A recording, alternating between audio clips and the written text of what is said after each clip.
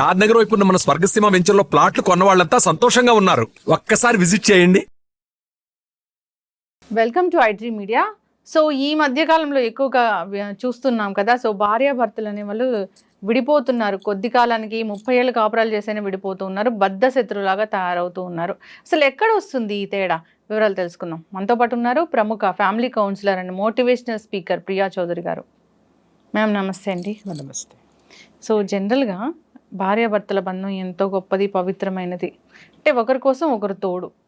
అయితే ఫస్ట్ బాగానే ఉంటారు పెళ్లి చేసుకునేటప్పుడు. కొన్నాళ్ళు కాపురం చేశాక ఒక సంవత్సరం, 2 ఏళ్ళు, 3 ఏళ్ళు అట్లా అవుతా ఉన్న కొద్దిగా ఎక్కడో తేడా వస్తుంటుంది, విడిపోతూ ఉంటారు. కొందరైతే సంవత్సరానికి విడిపోతే, కొందరు పిల్లలు పెద్దోళ్ళే 30 ఏళ్ళకు విడిపోతున్నారు. విడిపోవడం అంటే ఏంటి? బద్ధ శత్రువుల్లాగా తిట్టుకోవడం, ఒకరినొకరు దుమ్మెత్తి పోసుకోవడం ఇలా చేస్తూ ఉన్నారు. అంటే భార్యే భర్తే అయినా ఎందుకు ఇది? ఫ్రస్ట్రేషన్స్. ఇప్పుడు సంవత్సరమైనా 30 సంవత్సరాలైనా సంవత్సరానికే విడిపోతున్నారు ఎందుకు అని అంటే, సంవత్సరానికి విడిపోవడం అనేది ఒక విధంగా కరెక్ట్.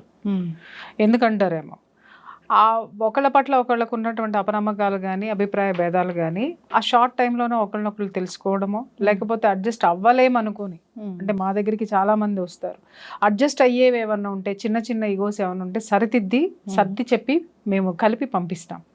కానీ కొన్ని ఉంటాయి అసలు ఒకరి యొక్క మనస్తత్వాన్ని ఇంకొకరు భరించలేనటువంటి సిచ్యువేషన్స్ ఉంటాయి. ఎందుకంటే జీవితంలో ఇంకా వాళ్ళ తత్వం మారదు అని అంటే చాలా మంది మాట్లాడతారు మార్చుకోవాలి అని. మార్చుకోవడం అనేది ఒకప్పుడు సాధ్యమైంది, ఇప్పుడు సాధ్యం కావడం లేదు.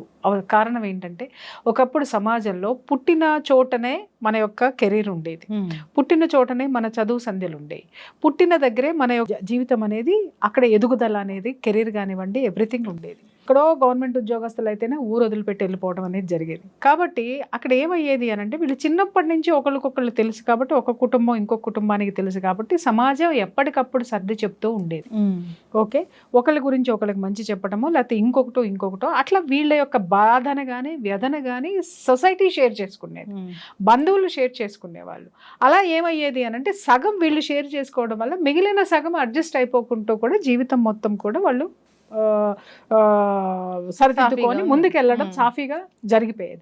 బట్ ఇప్పుడు ఏమైంది, మైక్రో ఫ్యామిలీస్ వచ్చేసాయి, ఎవ్వరూ కూడా ఉమ్మడి కుటుంబాలు లేవు. అసలు ఇవాళ మనం ఎవరినైనా సరే తీసుకోండి, మీరు ఒక చోట పుట్టారు, ఇంకొక చోట చదువుకున్నారు, ఇప్పుడు ఇంకొక చోట ఉద్యోగం చేస్తున్నారు. అలాగే నేను పుట్టిన ఊరు వేరు, నేను పుట్టింది వేరు, చదువుకున్నది వేరు, ఇక్కడ వచ్చి ఉద్యోగం చేస్తున్నారు, పెళ్లి చేసుకున్న ఊరు వేరు, ఉద్యోగం చేస్తున్నది ఇక్కడే నా పెళ్లి, ఇక్కడే నా ఉద్యోగము, నేను పుట్టింది ఎక్కడ ఉంది. మీరు అలాగే అంటే ఎక్కడ ఊరికి దూరం అయిపోయి 30 ఏళ్ళు అయిపోయింది, అలాగే ఊరికి దూరం అయిపోయి కొన్ని సంవత్సరాలు అయిపోతుంది. ఇక్కడ ఇదే ఊరైనప్పుడు ఇక్కడ ఎవరు ఏంటి అనేది తెలియదు. మన చుట్టూ ఉన్నటువంటి మనుషులు కానీ, పరిస్థితులు కానీ, వాళ్ళ యొక్క పుట్టుపూర్వోత్తరాలు ఏంటో తెలియదు, వాళ్ళ యొక్క కుటుంబ నేపథ్యాలు ఏంటనేది ఎవరికీ తెలియదు. తెలియకపోవడంతో ఏమవుతుంది అని అంటే, ఫ్రెండ్షిప్లు కూడా ఇవాళ ఎక్కడ నిలబడవు. చూడండి ఎందుకు నిలబడట్లేదు అని అంటే, ఒకళ్ళ పట్ల ఒకళ్ళకి జెలస్ ఫీల్ అవ్వడము, లేకపోతే ఒకళ్ళని ఒకళ్ళు అర్థం చేసుకోలేకపోవడము, స్వార్థము, ఈర్ష, అసూయ, ద్వేషము ఇవే ఉన్నాయి. ఎందుకు అనంటే, ఏ కుటుంబం, ఆ కుటుంబ నేపథ్యం ఏమిటో తెలియకుండా మన పక్కన ఉన్నారు కదా అని ఫ్రెండ్షిప్ చేయడం, వాళ్ళ తత్వం బయటపడడం, అరే వాళ్ళని సమర్థించుకునే వాళ్ళు లేరు, అలాంటి వాళ్ళే ఇంకొకళ్ళు పక్కన ఉండడం, అబ్బా వీళ్ళతో మనకెందుకులే అని మన ఇంటి తలుపులు మనం క్లోజ్ చేసుకొని లోపల ఉండడం. ఈ విధంగా ఒంటరి జీవితాలు అయిపోయేసరికి ఇక్కడ నీకు షేర్ చేసుకోవడానికి ఎవరున్నారు, నిన్ను సమర్థించడానికి ఎవరున్నారు? ఇంకా ఇప్పుడు నేను కొత్తగా చూస్తున్నది ఏంటంటే, భార్యాభర్తలు విడిపోవాలంటే పొలాలు పెట్టే వాళ్ళే ఉన్నారు, ఇంకా చింకి చాట చేసే వాళ్ళే ఉన్నారు, చుట్టుపక్కల ఉన్న ఫ్రెండ్స్ కానివ్వండి, బంధువులు కానీ. మరి ఇది ఎక్కడ ఒక వెర్రి ఆనందాలో నాకైతే అర్థం కావట్లేదు. సో ఆ సిచ్యుయేషను ఇతని యొక్క మనస్తత్వం లేదా ఆమె యొక్క మనస్తత్వం మార్చుకునేటటువంటి పరిస్థితులు నీ చుట్టూ ఎక్కడ కనిపిస్తున్నాయి? కనపడవు. ఒకే ఇంట్లో ఇద్దరే ఉండాలి, ఆ ఇద్దరూ మారాలంటే ఈ ఇద్దరికి ఒక సమాజం తోడవ్వాలి, ఆ సమాజంలో చాలా కౌన్సిలింగ్ కావాలి, ఆ చుట్టుపక్కల ఉన్న వాళ్ళ స్నేహం కావాలి, ఒక మంచి వాతావరణం కావాలి, సహృద్భావం ఉండాలి. ఇవన్నీ ఏమీ లేవు, వీళ్ళిద్దరే ఉన్నారు. ఇవి ఎప్పటికీ అతకని బతుకులు అనమాట. అర్థమైపోతుంది, వీళ్ళు మారరు వాళ్ళు మారరు. 1 ఇయర్లో కేల్కతం దుకాన్ బంద్ అయిపోయింది. పెళ్లి చేసుకున్నాము, సంసారం చేసేసాము, జీవితాన్ని ఎంజాయ్ చేసేసాము. ఆ ఎంజాయ్ చేసేటటువంటి తర్వాత నుంచి ఎవరి మనస్తత్వాలు వాళ్ళకి బయటపడిపోయినాయి. బయటపడిపోయిన తర్వాత వాళ్ళు అర్థం చేసుకుంటున్నారు, ఎవరి కాళ్ళు బతకలేమనుకుంటున్నారు, విడిపోయి వచ్చేస్తున్నారు. కొంతమంది ఏమనుకుంటారు, ఇంకొంచెం చూద్దాం, పిల్లలు పుడితే మారుతారేమో అని చెప్పి కొంతమంది పిల్లలు పుట్టేదాకా వెయిట్ చేస్తారు. పిల్లలు పుట్టిన తర్వాత కూడా అదే సిచ్యుయేషన్. మళ్ళీ కొంతమంది ఏం చేస్తారు, పిల్లలు పెద్ద అయిన తర్వాత మారుతారేమో అనుకుంటారు. పెద్ద అయిన తర్వాత కూడా అదే మనస్తత్వం ఉంటుంది.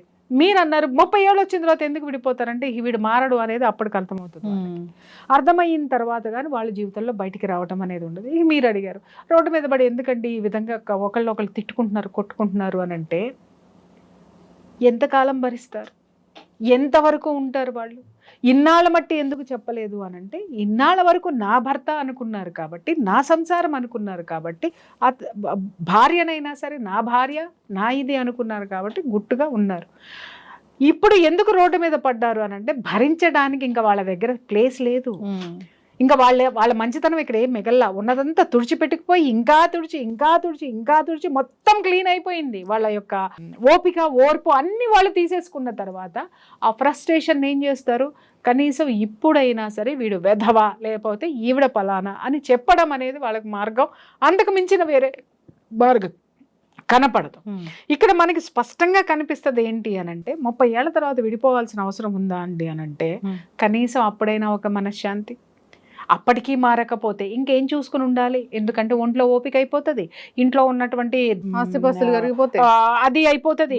అన్ని వాడికి దోచి పెట్టి పెట్టి పెట్టి పెట్టి పెట్టి పెట్టి అన్ని ఇచ్చినా కూడా ఇచ్చింది తీసుకొని ఇది నాదే నాదే నాదే నాదే మనది అనేటటువంటి తత్వం రానప్పుడు, అరే ఒక గుర్తింపు అమ్మ, ఒక ఆఫీస్ బాయ్ అయినా సరే కాఫీలు టీలు ఇచ్చేటటువంటి పర్సన్ కూడా మనం థ్యాంక్స్ అని చెప్తే పొంగిపోయి మళ్ళీ కాఫీ తెచ్చేటప్పుడు చాలా హ్యాపీగా తీసుకొచ్చిస్తాడు.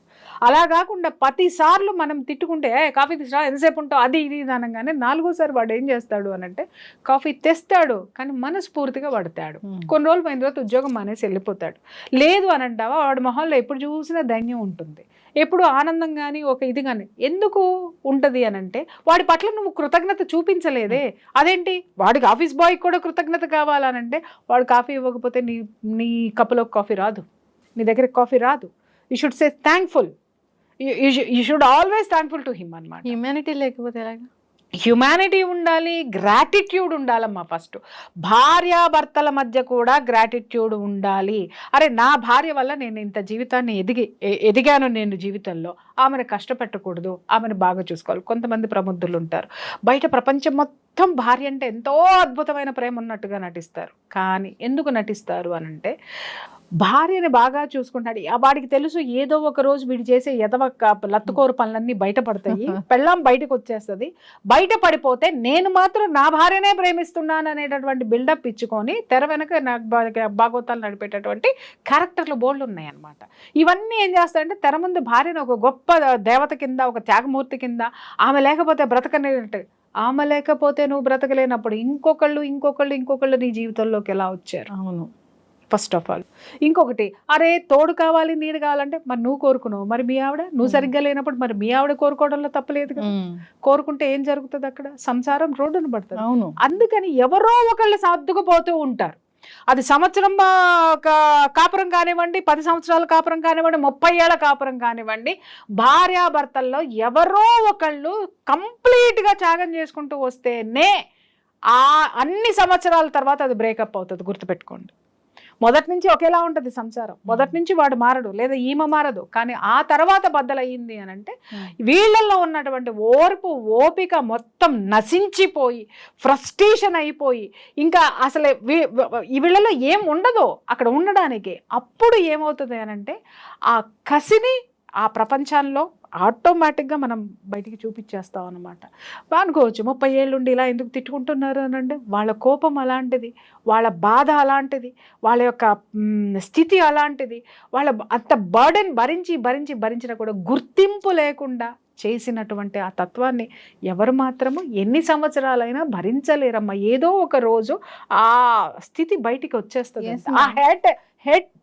ఆ హేట్నెస్ అనేది ఖచ్చితంగా బయటకు వచ్చేస్తుంది. Yes ma'am. అయితే చక్కని భార్య, సంపాదించే భార్య ఇలా ఉన్నా కానీ, మంచి భర్త ఇలా ఉన్నా కానీ, సో ఇంకో ఆప్షన్ చూస్ చేసుకుంటూ ఉన్నారు, ఇంకొకరు అని అనుకుంటూ ఉన్నారు. అంటే ఇదేంటి? కుటుంబం పట్ల గౌరవం లేకపోవడం నంబర్ 1. రెండోది ఏంటి అని అంటే, ఈ సమాజంలో ఇప్పుడు చాలా వరకు మనం చూస్తూ ఉన్నాం కదా, ఈ సోకాల్డ్ యూట్యూబ్ ఛానల్ వచ్చేసిన తర్వాత పుట్టగొడుగుల్లాగా ప్రతి ఒక్కళ్ళు నువ్వు పెట్టుకోవచ్చు, నేను పెట్టుకోవచ్చు, ఎల్లయ్య పెట్టుకోవచ్చు, పొల్లయ్య పెట్టుకోవచ్చు, మళ్ళీ ఎవరికైనా స్వేచ్ఛ ఉంది. ఆ స్వేచ్ఛ చాలా మంచిది. ఎందుకనంటే నాకు నచ్చని విషయం ఏదన్నా ఉంది అని అంటే, నేను పరిపాలన పరంగా కానివ్వండి, లేకపోతే వ్యక్తిపరంగా కానివ్వండి, సమాజ పరంగా కానివ్వండి, ఏదైనా ఉంటే నా అభిప్రాయాన్ని చెప్పేటటువంటి ఒక వేదిక. అది చివరికి ఎలా తయారయ్యింది అని అంటే, ఎవడిష్టం వచ్చినట్టు ఆడు గతి లేని జీవితాలు, క్రమశిక్షణ లేని జీవితాలు, బంధాలకు విలువలు లేనటువంటి జీవితాలు, ఇంకా చెప్పాలంటే విచ్చలవిడితనపు జీవితాలు బ్రతకడాన్ని చూపించే వేదికలు అయిపోయిన తర్వాత, ఇవాళ మన స్టూడియోల్లో కూడా చాలా మంది కొంతమందిని తీసుకొచ్చి కూర్చోబెట్టి ఇంటర్వ్యూలు చేస్తూ ఉంటారు. వాళ్ళ వల్ల సమాజానికి ఏం ఉపయోగం ఉందో చెప్పండి. ఒక వీడియో చేసి, ఒక దిక్కుమాలని వీడియో, వాడెవడో నిజం చెబితే జనాలకు కొంచెం బాధ అనిపిస్తుందేమో కానీ, వాడు టాయిలెట్ పోస్తూ కూడా చిత్ర విచిత్రంగా యాక్ట్ చేశాడంటే వీడియో వైరల్ అయిందంటే ఆయన తీసుకొచ్చి కూర్చోబెట్టి, మీరు అలా ఎలా చేశారు వీడియో, అలా ఎలా ఉన్నారు, మీరు ఇంత వైరల్ అయింది కదా, మీ అభిప్రాయాలు ఏంటని అడిగే దౌర్భాగ్యమైనటువంటి స్థితి ఇవాళ స్టూడియోల్లో ఉంది, ఇవాళ యూట్యూబుల్లో ఉంది. తర్వాత ఒకడికొకడు కొట్టుకొని వస్తే, లవర్లు కొట్టుకొని వస్తే, లవర్ వదిలి వెళ్ళిపోతే, అదేదో టీవీ సీరియల్ తీసినట్టుగా, ఓ క్రైమ్ థ్రిల్లర్ స్టోరీ వేసినట్టుగా దాన్ని వేసుకుంటూ పోతే టీనేజర్స్ ఉన్నారు. అలాగే గోడ మీద పిల్లి వాటం మనస్తత్వం ఎప్పుడు మనిషికి ఉంటుందమ్మా. వాడు ఏం చేస్తాడు, అరే నేను ఒక్కడనే ఉన్నాను అనుకున్నాను, ప్రపంచంలో చాలా మంది ఉన్నారా అనేసి సమర్థించేవాడిని వాడు తీసుకుంటాడు. అర్థమైందా? వాడి మనస్సులో ఏ అభిప్రాయము ఉందో దానికి ఊతం ఏ వీడియో అయితే ఇస్తుందో ఆ వీడియోని వాడు, ఆ అభిప్రాయాన్ని వాడు తీసుకొని సమాజాన్ని భ్రష్టు పట్టడానికి వాడు కూడా ఒక ఒత్తి అవుతాడనమాట. ఇలాంటి సిచ్యుయేషన్స్ ఉన్న ఈ సమాజంలో ఎందుకు వెళ్తున్నారు అని అడగడం అనేది గొంగళిలో అన్నం కలుపుకొని తింటూ వెంట్రుకలు వస్తున్నాయి ఏంటి మేడం అని నువ్వు అడిగినట్టు. ఎస్. అయితే ఇలాంటివి ఇష్యూస్ రాకుండా, క్లాషెస్ లేకుండా హ్యాపీగా భార్యాభర్తల బంధం కొనసాగాలంటే ఎలాగా? అమ్మ రావాలి, గిల్లి కజ్జాలు ఉండాలి. భార్యాభర్తల మధ్య ఎప్పుడూ కూడా గిల్లి కజ్జాలు ఉండాలి, ఖచ్చితంగా ఉండాలి. కోపతాపాలు ఉండాలి, అభిప్రాయ భేదాలు ఉండాలి. కానీ అవి తీర్చలేనటువంటి ఆ సిచ్యుయేషన్ కింద రాకూడదు అనమాట, అగాధాల కింద మారకూడదు. గిల్లి కజ్జాలు వచ్చినప్పుడు చక్కగా ఒకళ్ళొకళ్ళు బతిన్లాడుకునో, ఒకళ్ళనొకళ్ళు యాక్సెప్ట్ చేసుకునో, దాన్ని మన ఇది సేమ్ కొన్ని ఉన్నాయి ఏంటంటే, మొగుడు పెళ్ళాలి పగలపూట ఎంత తన్నుకున్నా రాత్రి పొగొచ్చేసరికి మంచం దగ్గరికి వచ్చేసరికి ఒకటైపోతారు, ఒకటైపోవాలి అని పెద్దవాళ్ళు చక్కగా ఆడపిల్లలకి జల్లేసుకుంటూ ఇళ్ళకి చెప్పేవాళ్ళు. అమ్మ మొగుడు ఎన్ని చేసినా మంచం దగ్గరికి వచ్చేసరికి ఒకటవ్వాలి అంటే అర్థం ఏంటి? అక్కడ ఆ సిచ్యుయేషన్ ఏదైతే ఉందో ప్రేమాభిమానాలని అక్కడితోటి కంప్లీట్ చేసేయండి. అంటే నీ ప్రేమను అతనికి ఇవ్వమ్మా, అతను మారుతాడు.